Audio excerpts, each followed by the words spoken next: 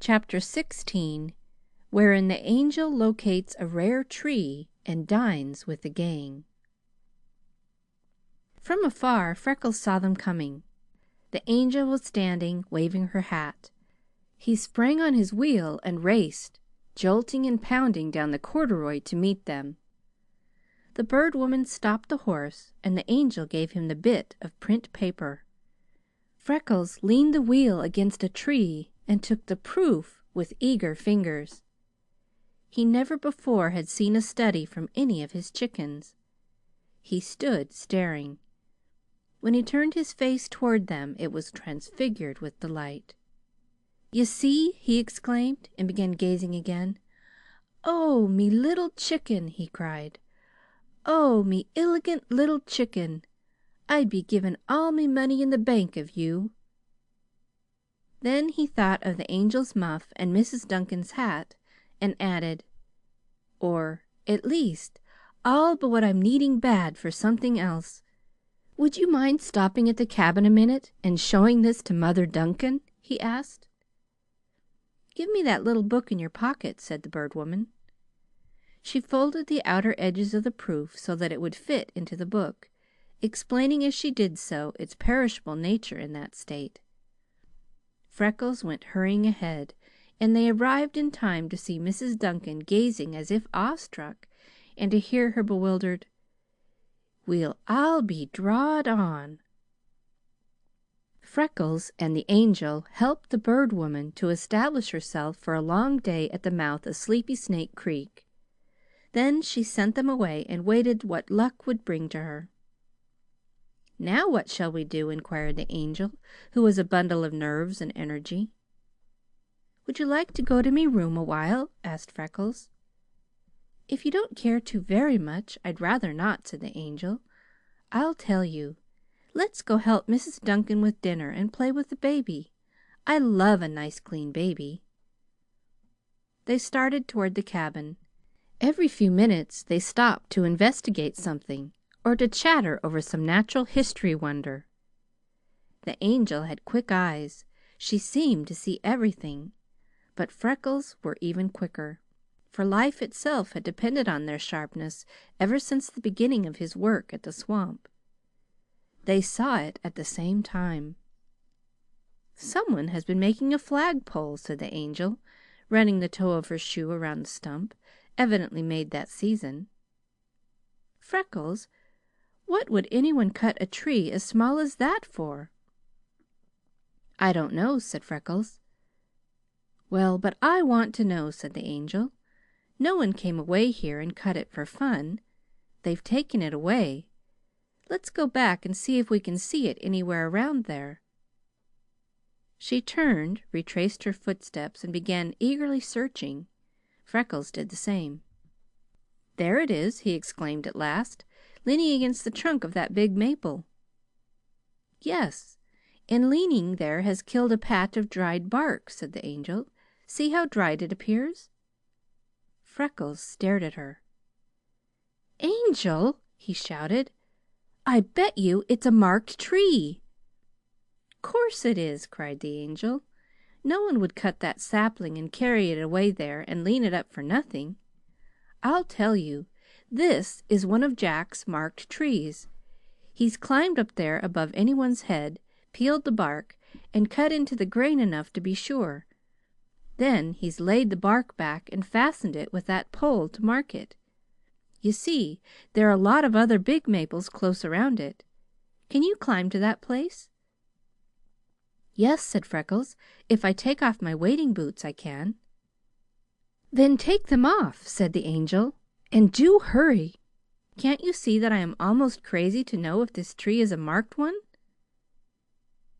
When they pushed the sapling over, a piece of bark as big as the crown of Freckles' hat fell away.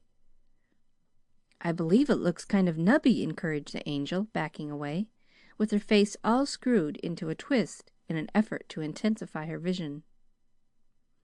Freckles reached the opening, then slid rapidly to the ground. He was almost breathless while his eyes were flashing. The bark's been cut clean with a knife, the sap scraped away, and a big chip taken out deep. The trunk is the twistiest thing you ever saw. It's full of eyes as a bird is of feathers." The Angel was dancing and shaking his hand. "Oh, Freckles," she cried, "I'm so delighted that you found it." "But I didn't," said the astonished Freckles. "That tree isn't my find. It's yours. I forgot it and was going on. You wouldn't give up and kept talking about it and turned back. You found it." "You'd best be looking after your reputation for truth and veracity," said the Angel. "You know you saw that sapling first." "Yes, after you took me back and set me looking for it," scoffed Freckles. The clear, ringing echo of strongly swung axes came crashing through the Limberlost. "'Tis the gang!" shouted Freckles. "They're clearing a place to make the camp. Let's go help." "Hadn't we better mark that tree again?" cautioned the Angel. "It's away in here. There's such a lot of them, and all so much alike. We'd feel good and green to find it and then lose it." Freckles lifted the sapling to replace it, but the Angel motioned him away. "Use your hatchet," she said. "I predict this is the most valuable tree in the swamp. You found it. I'm going to play that you're my knight. Now you nail my colors on it." She reached up and, pulling a blue bow from her hair, untied and doubled it against the tree. Freckles turned his eyes from her and managed the fastening with shaking fingers. The Angel had called him her knight! Dear Lord, how he loved her! She must not see his face, or surely her quick eyes would read what he was fighting to hide. He did not dare lay his lips on that ribbon then, but that night he would return to it. When they had gone a little distance, they both looked back, and the morning breeze set the bit of blue waving them a farewell. They walked a rapid pace. "I am sorry about scaring the birds," said the Angel, "but it's almost time for them to go anyway. I feel dreadfully over having the swamp ruined. But isn't it a delight to hear the good, honest ring of those axes instead of straining your ears for stealthy sounds? Isn't it fine to go openly and freely with nothing worse than a snake or a poison vine to fear?" "Ah," said Freckles with a long breath, "it's better than you can dream, Angel. Nobody will ever be guessing some of the things I've been through trying to keep me promise to the Boss, and to hold out until this day. That it's come with only one fresh stump, and the log from that saved, and this new tree to report. Isn't it grand? Maybe Mr. McLean will be forgetting that stump when he sees this tree, Angel." "He can't forget it," said the Angel, and in answer to Freckles' startled eyes she added, "because he never had any reason to remember it. He couldn't have done a whit better himself. My father says so. You're all right, Freckles." She reached him her hand, and as two children they broke into a run. When they came closer, the gang. They left the swamp by the west road and followed the trail until they found the men. To the Angel it seemed complete charm. In the shadiest spot on the west side of the line, at the edge of the swamp and very close Freckles' room, they were cutting bushes and clearing space for a big tent for the men's sleeping quarters, another for a dining hall, and a board shack for the cook. The teamsters were unloading, the horses were cropping leaves from the bushes, while each man was doing his part toward the construction of the new Limberlost quarters. Freckles helped the Angel climb on a wagon load of canvas in the shade. She removed her leggings, wiped her heated face, and glowed with happiness and interest. The gang had been sifted carefully. McLean now felt that there was not a man in it who was not trustworthy. They all had heard of the Angel's plucky ride for Freckles' relief. Several of them had been in the rescue party. Others, new since that time, had heard the tale rehearsed in its every aspect around the smudge fires at night. Almost all of them knew the Angel by sight from her trips with the Bird Woman to their leases. They all knew her father, her position, and the luxuries of her home. Whatever course she had chosen with them, they scarcely would have resented it. But the Angel never had been known to choose a course. Her spirit of friendliness was inborn and inbred. She loved everyone, so she sympathized with everyone. Her generosity was only limited by what was in her power to give. She came down the trail hand in hand with the red-haired, freckled timber guard whom she had worn herself past the limit of endurance to save only a few weeks before, racing in her eagerness to reach them, and laughing her "Good morning, gentlemen," right and left. When she was ensconced on the wagon load of tenting, she sat on a roll of canvas as a queen on her throne. There was not a man of the gang who did not respect her. She was a living exponent of universal motherhood. There was no man among them who needed her exquisite face or dainty clothing to teach him that the deference due a gentlewoman should be paid her, that the spirit of good fellowship she radiated levied an especial tribute of its own, and it became their delight to honor and please her. As they raced toward the wagon, "Let me tell about the tree, please," she begged Freckles. "Why, sure," said Freckles. He probably would have said the same thing to anything she suggested. When McLean came, he found the Angel flushed and glowing, sitting on the wagon, her hands already filled.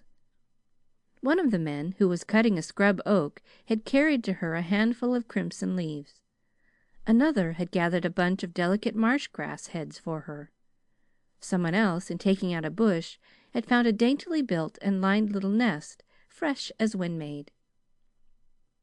She held up her treasures and greeted McLean. "Good morning, Mr. Boss of the Limberlost." The gang shouted while he bowed profoundly before her. "Everyone, listen!" cried the Angel, climbing a roll of canvas. "I have something to say. Freckles has been guarding here over a year now, and he presents the Limberlost to you, with every tree in it saved. For good measure, he has this morning located the rarest one of them all, the one in from the east line that Wessner spoke of the first day, nearest the one you took out. All together, everyone, hurrah for Freckles!" With flushing cheeks and gleaming eyes, gaily waving the grass above her head, she led in 3 cheers and a tiger. Freckles slipped into the swamp and hid himself for fear he could not conceal his pride and his great surging, throbbing love for her. The Angel subsided on the canvas and explained to McLean about the maple. The Boss was mightily pleased. He took Freckles and set out to relocate and examine the tree. The Angel was interested in the making of the camp, so she preferred to remain with the men. With her sharp eyes she was watching every detail of construction. But when it came to the stretching of the dining hall canvas, she proceeded to take command. The men were driving the rope pins when the Angel arose on the wagon and, leaning forward, spoke to Duncan, who was directing the work. "I believe if you will swing that around a few feet farther you will find it better, Mr. Duncan," she said. "That way will let the hot sun in at noon, while the sides will cut off the best breeze." "That's a fact," said Duncan, studying the conditions. So by shifting the pins a little they obtained comfort for which they blessed the Angel every day. When they came to the sleeping tent, they consulted her about that. She explained the general direction of the night breeze and indicated the best position for the tent. Before anyone knew how it happened, the Angel was standing on the wagon directing the location and construction of the cooking shack, the erection of the crane for the big boiling pots, and the building of the storeroom. She superintended the laying of the floor of the sleeping tent lengthwise so that it would be easier to sweep, and suggested a new arrangement of the cots that would afford all the men an equal share of the night breeze. She left the wagon and, climbing on the newly erected dining table, advised with the cook in placing his stove, table, and kitchen utensils. When Freckles returned from the tree to join in the work around the camp, he caught glimpses of her enthroned on a soap box, cleaning beans. She called to him that they were invited for dinner, and that they had accepted the invitation. When the beans were steaming in the pot, the Angel advised the cook to soak them overnight the next time, so that they would cook more quickly and not burst. She was sure their cook at home did that way, and the chef of the gang thought it would be a good idea. The next Freckles saw of her, she was paring potatoes. A little later she arranged the table. She swept it with a broom instead of laying a cloth, took the hatchet and hammered the deepest dents from the tin plates, and nearly skinned her fingers scouring the tinware with rushes. She set the plates an even distance apart, and laid the forks and spoons beside them. When the cook threw away half a dozen fruit cans, she gathered them up and melted off the tops, although she almost blistered her face and quite blistered her fingers doing it.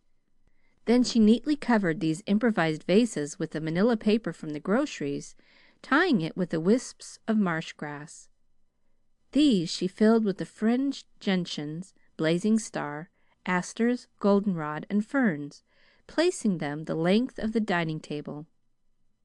In one of the end cans she arranged her red leaves, and in the other the fancy grass. Two men watching her went away proud of themselves and said that she was a born lady. She laughingly caught up a paper bag and fitted it jauntily to her head in imitation of a cook's cap. Then she ground the coffee and beat a couple of eggs to put in, because there is company, she gravely explained to the cook. She asked that delighted individual if he did not like it best that way, and he said he did not know, because he never had a chance to taste it. The Angel said that was her case exactly. She never had either. She was not allowed anything stronger than milk. Then they laughed together. She told the cook about camping with her father, and explained that he made his coffee that way. When the steam began to rise from the big boiler, she stuffed the spout tightly with clean marsh grass to keep the aroma in, placed the boiler where it would only simmer, and explained why. The influence of the Angel's visit lingered with the cook through the remainder of his life, while the men prayed for her frequent return. She was having a happy time when McLean came back jubilant from his trip to the tree. How jubilant he told only the Angel, for he had been obliged to lose faith in some trusted men of late, and had learned discretion by what he suffered. He planned to begin clearing out a road to the tree that same afternoon, and to set 2 guards every night, for it promised to be a rare treasure, so he was eager to see it on the way to the mills. "I'm coming to see it felled," cried the Angel. "I feel a sort of motherly interest in that tree." McLean was highly amused. He would have staked his life on the honesty of either the Angel or Freckles, yet their versions of the finding of the tree differed widely. "Tell me, Angel," the Boss said jestingly, "I think I have a right to know, who really did locate that tree?" "Freckles," she answered promptly and emphatically. "But he says quite as positively that it was you. I don't understand." The Angel's legal look flashed into her face. Her eyes grew tense with earnestness. She glanced around, and seeing no towel or basin, held out her hand for Sears to pour water over them. Then, using the skirt of her dress to dry them, she climbed on the wagon. "I'll tell you word for word how it happened," she said, "and then you shall decide, and Freckles and I will agree with you." When she had finished her version, "Tell us, O most learned judge," she laughingly quoted, "which of us located that tree?" "Blessed if I know who located it!" exclaimed McLean. "But I have a fairly accurate idea as to who put the blue ribbon on it." The Boss smiled significantly at Freckles, who just had come, for they had planned that they would instruct the company to reserve enough of the veneer from that very tree to make the most beautiful dressing table they could design for the Angel's share of the discovery. "What will you have for yours?" McLean had asked of Freckles. "If it's all the same to you, I'll be taking mine out in music lessons. Begging your pardon, voice culture," said Freckles with a grimace. McLean laughed, for Freckles needed to see or hear only once to absorb learning as the thirsty earth sucks up water. The Angel placed McLean at the head of the table. She took the foot, with Freckles on her right, while the lumber gang washed, brushed, and straightened until they felt unfamiliar with themselves and each other, filled the sides. That imposed a slight constraint. Then, too, the men were afraid of the flowers, the polished tableware, and, above all, of the dainty grace of the Angel. Nowhere do men so display lack of good breeding and culture as in dining. To sprawl on the table, scoop with their knives, chew loudly, gulp coffee, and duck their heads as snapping turtles for every bite, had not been noticed by them until the Angel, sitting straightly, suddenly made them remember that they, too, were possessed of spines. Instinctively every man at the table straightened.